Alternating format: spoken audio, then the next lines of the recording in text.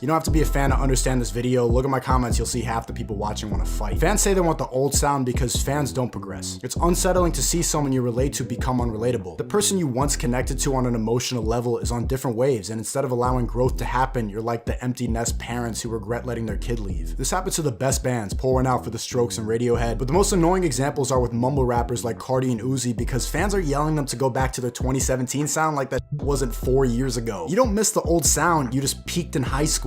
Bum. You're nostalgic for a sound because you're stuck in the past, not because it's worse. But no one ever says this because you're not supposed to insult your lame ass fan. Go back, but you've had the same anime profile picture since the Obama years. Who's really at fault here? I guess my relatability is shifting away from the core audience because I'm starting to find financial security and a clear direction.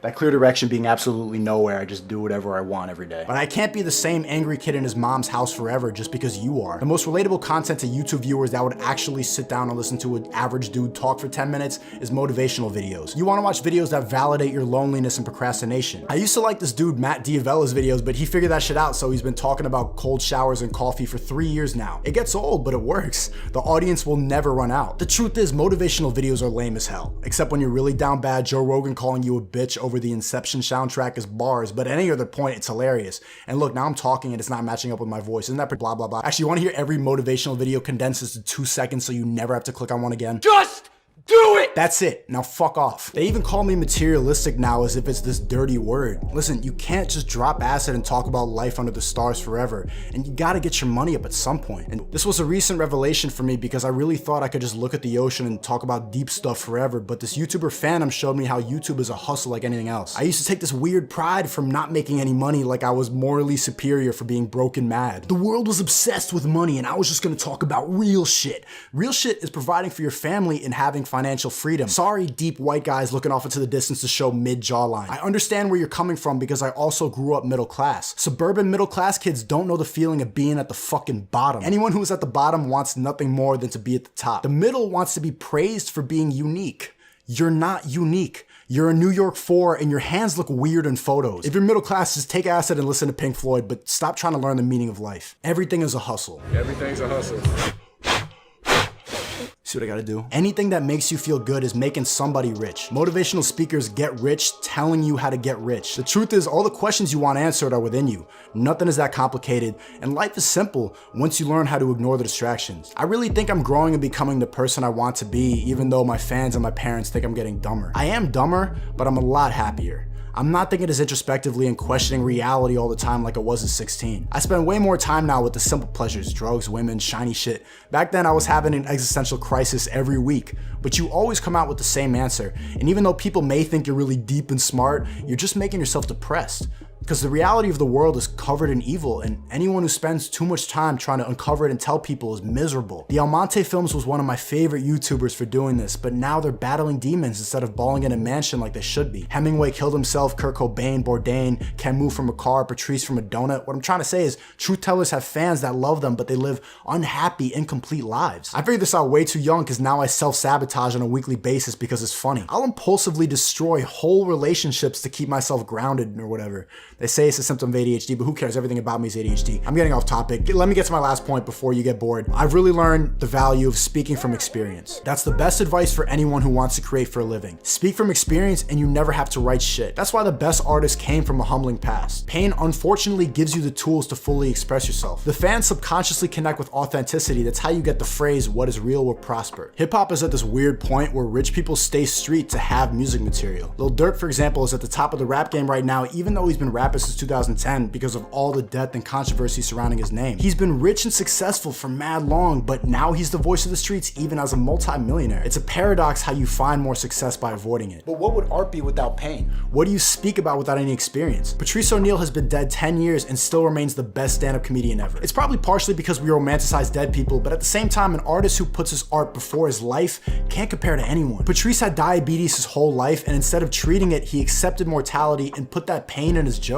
On stage, he truly did not give a fuck about anything. You can't teach that. It comes from years of being the fattest guy in the room, going to jail for a crime he didn't commit, borderline pimping women just using his voice. Patrice was speaking from experience. It made him hilarious, but also righteous. which is rare in comedy, and I doubt he ever wrote a punchline. He found a way to make the most uncomfortable truths funny. I believe he would be the biggest comedian alive today if circumstances were different. His managers, his girlfriend, his friends all say that, and I want to agree, but I think facing mortality made him funnier. They say he'd have the biggest podcast today, and maybe, but then you have to imagine a Patrice that did give a fuck. Watch Elephant in the Room. I'm not gonna put clips in this video, won't do it justice, but that was a special that came out the year he passed. He was never rich, he was never really famous. Every comic says he would have been if he wasn't so self-sabotaging.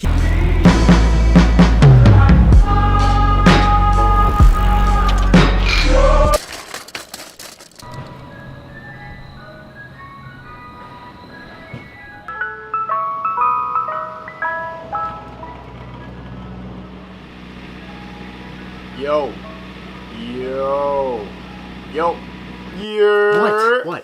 What? Is there a point to this video? Eat a dick. The title is Fake It Till You Make It, and you've not said one word about it. Yeah, I recorded a commentary, but it sounded corny. No, it didn't. Not trying to brag, but the #1 requested video I get is people asking, how do I be confident? The answer is the title. If you're not confident, you gotta fake it till you make it, pussy. Alright, it's not aggressively corny. Eat a dick. But I might listen to that. Then, alright, then what are you gonna do with all the footage that you shot?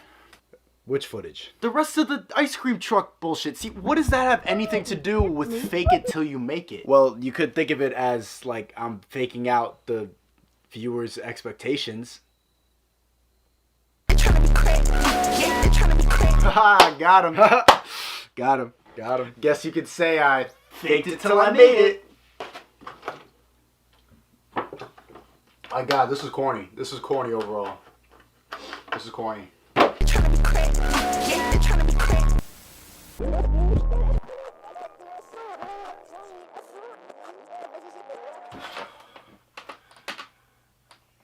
Dude, you know you can't post this, right? Yeah, I know.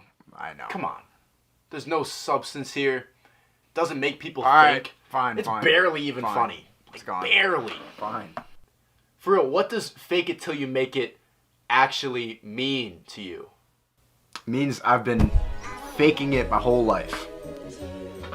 It means that even though you might not be confident, you might not always feel good about yourself, maybe you don't even know what the fuck you're talking about half the time, pretend like you do. Everybody is faking it on a day-to-day basis. People always ask about my confidence because it's documented pretty well on my channel. I went from, if you don't stare at my pimple the whole time, I know it's very distracting, and now that I mentioned my pimple, you're gonna stare at it the whole time, to being known for saying whatever the fuck I want. My confidence is my persona. No. The trick is simple. Just imagine you're Bruce Lee, or James Bond, or Kill Bill. Whatever fictional character you admire, walk around like that's who you are. Batman isn't wondering where to put his hands when he's standing still at a party, boys. And that morning when I slipped on my light up Skechers, I wasn't just a year-old, but I was Bruce fucking Lee. I was gonna 1-inch punch the next bully me. Of course I got my ass kicked, but I learned a valuable lesson. Act the way you want to be. And after a while, you'll forget that you're pretending.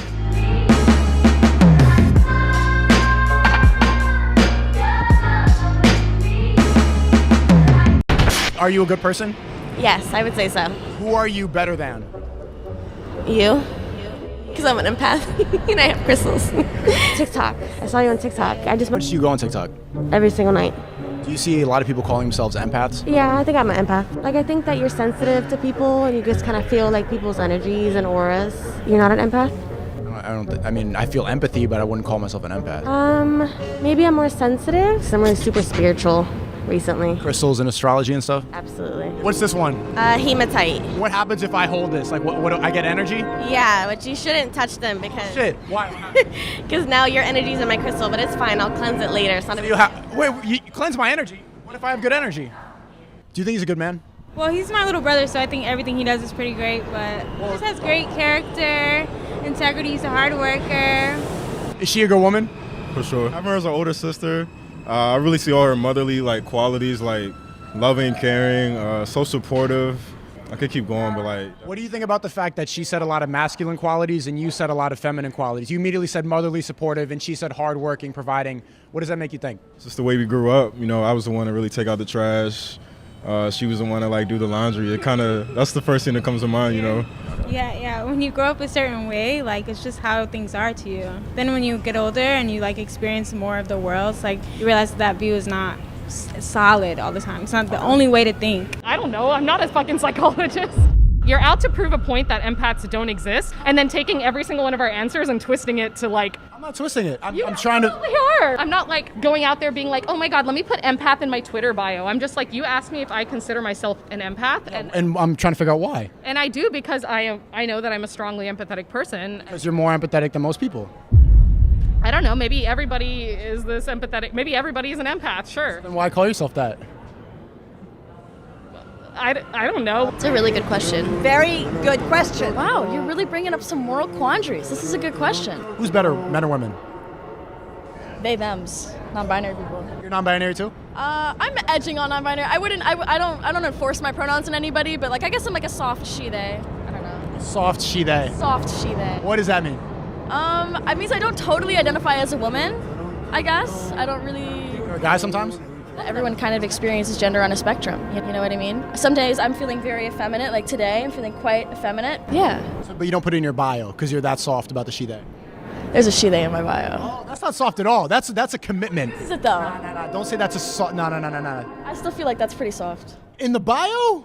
I feel like a lot of people who are like, oh my God, I'm an empath. It's like you just have human emotion and you just aren't. They see someone crying and they're like, I think that person's sad. I'm an empath. I would know. I don't know. It's like, oh, my mom just died. Oh, I sense you're sad. I'm an empath, so I get it. Why do people even think that's different? Isn't that the most standard human thing ever? People like to be cool and quirky, and they can label that as cool and quirky. What do you think about the fact that empathy's become quirky? If empathy is quirky, then I think everyone on Earth should be quirky and have basic human empathy. And if everybody's quirky, nobody's quirky. It's the quirky paradox, man, you know? I can see you being a she/they. Why? It's all the jewelry. No, it's the jewelry. The piercings. It's not that you look like a they, but you look like you could be a she/they. Insult or compliment? It's all right. I mean, It's nothing. it is what it. I'm just saying, just being honest. Okay. Is it the eyeliner? That's who. It's everything. Oh, it's the Yeah. Do you have crystals? Okay. Do I have crystals? I don't use them. Or what they call like pick-me's, you know, like girls who are like, oh, I don't like pink, like, oh, girl stuff's wrong. Oh, I would drink beer with the boys, cause I'm not like other girls. yeah, like that kind of thing. Shouldn't people realize that trying not to be mainstream is mainstream? That like calling yourself an empath to not be normal is literally one of the most basic ass things you could do. Like Gym crystal ladies will cry when watching a movie and be like, I feel emotion deeper than anyone that has ever existed at any time period ever. why don't you have crystals? I do actually, yeah. Why are you making fun of gem crystal girls if you are one? Because I feel like you can only make fun of something you understand. How often does she use her crystals? I don't use I've my never crystals. seen her use crystals. I don't know how to use You crystals. have them though. I have them, but I don't know what to do with them. They're rocks. How do you use them? In my house. Why? Because I was given them. Crystal bitches. Crystals. Nah. So how do you identify yourself? Because like a lot of people use these things to like have an identity, empath, she/they, crystals. Like it's like this is me. What makes you you? Drugs. No, don't say that. And it's like with those thoughts you have in your head about like people like ugh, and we don't really say it because you don't want to hurt feelings. But like who's the meh? Like come on, I'm saving animals. I got crystals. Like, do you want me to be like really honest? Dominican men. Why they're cheaters? Yes. Liars, cheaters, they ain't shit.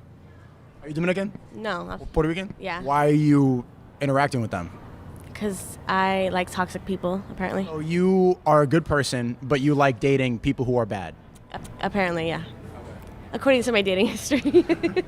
You've clearly dated a Dominican man for over 8 months. Yeah, oh, absolutely. That's a lot of mistakes. I was dickmatized. What are you gonna do? When you wear a nice outfit and it's tailored properly, you know, you sit on the train, bitches break their neck, females, break their neck to sit next to you even if the train is empty. But you look like a hobo, a little dirt bag, you know what I'm saying? It could be one seat and they'd rather stand the fuck up. Who gets more bitches?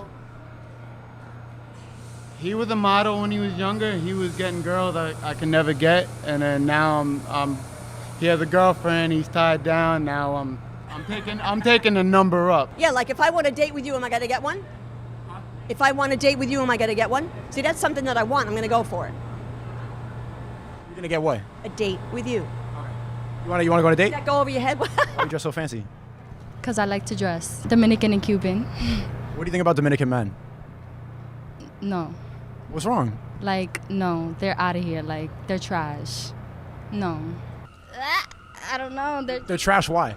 I feel like they have emotional, they depend on like women too much. I don't know. I don't like them. You've dated a couple Dominican men. No. So where's the hurt come from? My dad.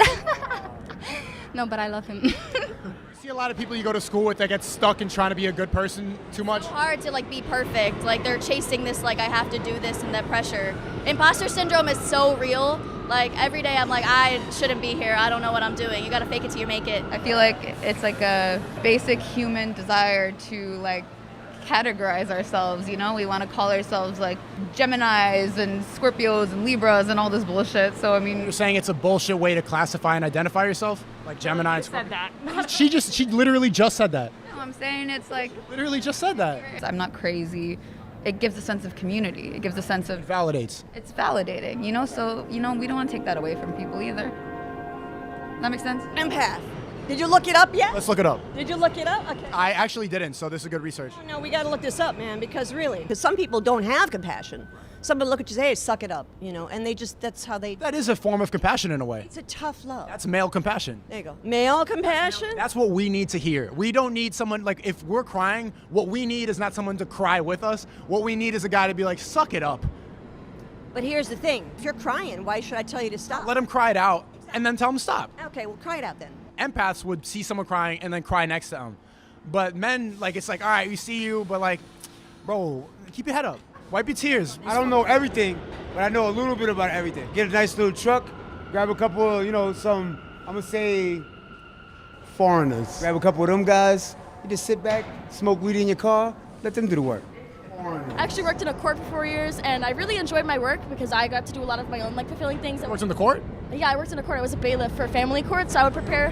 Yes, I would prepare kids for like court and like their family cases and stuff like that. Most fucked up kid you saw? I'm not supposed to tell you, but like fuck my NDA. Basically, he set off a firework under his ex-girlfriend's car, and her dad found it and got super injured, and so he sued. But yeah, and he sat there and tried to convince the jury that she deserved it, and I was like, yo. City boys up, bro. Women deserve less, you feel me?